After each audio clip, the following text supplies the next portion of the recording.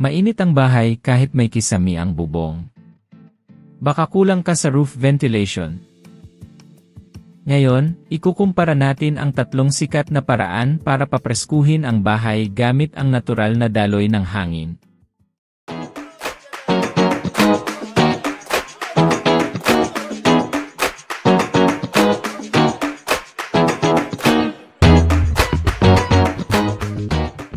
Alam nyo ba na kahit may insulasyon at makapal na bubong, pwedeng mabilanggo pa rin ang init sa loob ng bahay?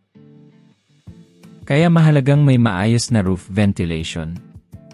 Ito ang tumutulong para palabasin ang mainit at nakatrap na hangin, at pumasok ang mas malamig at preskong hangin mula sa labas.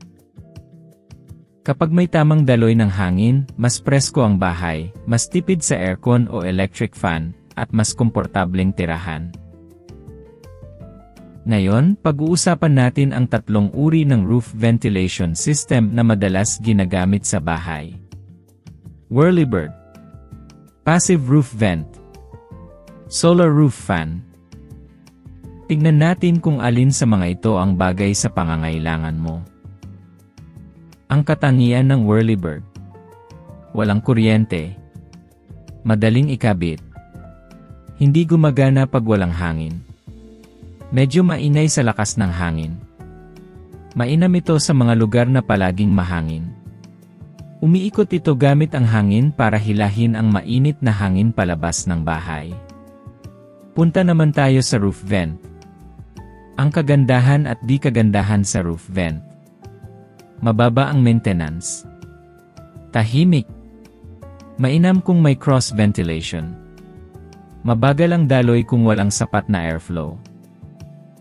Tahimik, simple, at walang gumagalaw o walang moving parts. Umaasa sa natural na daloy ng hangin. Epektibo kapag may maayos na airflow o cross ventilation. Para sa mga gusto ng modernong solusyon at laging maaraw sa lugar nila, solar roof fan ang nababagay sa inyo. Gumagamit ang solar roof fan ng solar power para hilahin palabas ang mainit na hangin. Ito ang karagdagang impormasyon o table para maikumpara ang tatlong sistema ng ventilasyon. Tingnan ng maigi. Pag-aralan at piliin ang mas nababagay sa sitwasyon nyo. Kung budget ang usapan, panalo ang roof vent. Kung mahangin sa inyo, Whirlybird. Pero kung mainit at maaraw, solar vent ang pinakamalakas. Sana may natutunan at makatulong sa inyo ang bidyong ito.